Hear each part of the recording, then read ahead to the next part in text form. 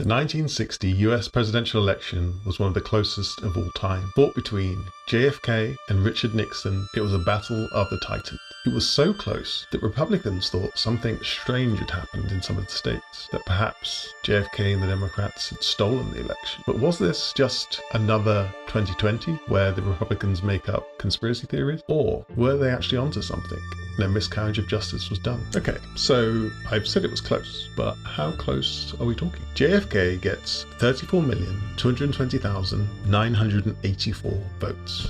Nixon gets a suspiciously similar 34,108,157 votes.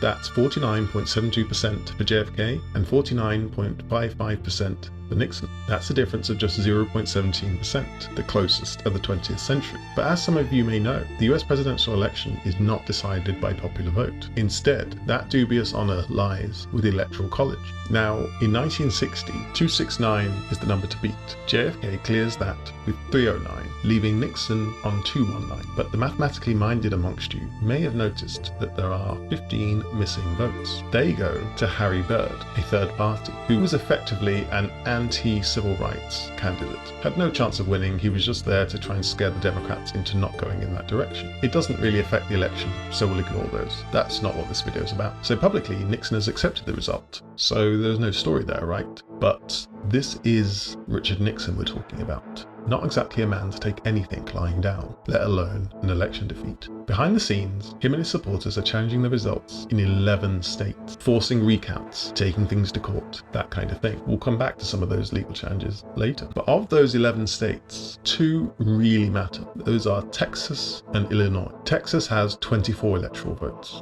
Illinois has 27. They both went to JFK, but if Nixon can flip both of them, he would win. And the Republicans think they have reason as to why those are so sus. Texas, and this is shocking by modern standards, is completely controlled by the Democrats, with Lyndon B. Johnson, LBJ, being accused of using his significant influence to magic up some fake votes for JFK, a serious allegation. The margin in the state is 46,000. Not huge, but pretty comfortable. So that's a lot of faked votes, if true. But over in Illinois, things are much closer. Just 8,858 votes separate the two men. Any irregularities here could have a huge impact on the election. The man accused of doing this dirty work is Chicago Mayor Richard Daley. Just like with LBJ, just magicking up some fake votes.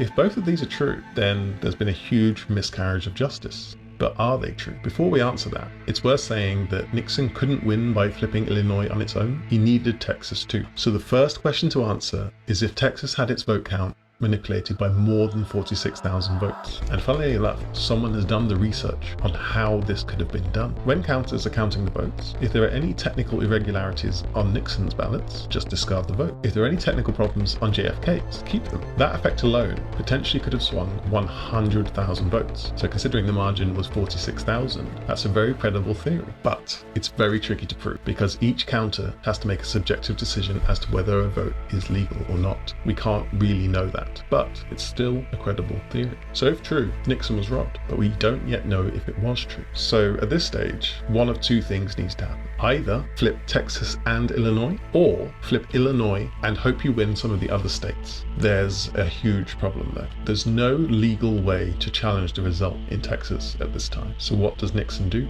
Double down on challenging on the remaining 10 states, hoping that there's a long shot to winning the presidency. But don't forget, he's publicly accepted the result. So he's playing both sides. He's trying to be respectable by accepting, but then also being dirty in the background. Back to the question of irregularities in Illinois, which was a very tight race. Again, research has been done here, and this time on how likely it was that the margin could have been overturned, not just the mechanism that it could have been done by. The outcome is that accounting for the irregularities, JFK's margin of almost 9,000 would have been reduced, but not enough to have lost the state. Sadly, this investigation was not carried out for Texas, but it's highly unlikely that a margin of almost 46,000 would have been wiped out when such a small one wasn't wiped out in Chicago. As for the remaining 9 legal challenges in the different states, they backfire. Nixon fails to flip any of them, and in one case, Hawaii, it flips from Nixon to JFK after the recount. A huge own goal. So Also, as we've seen, even if there were irregularities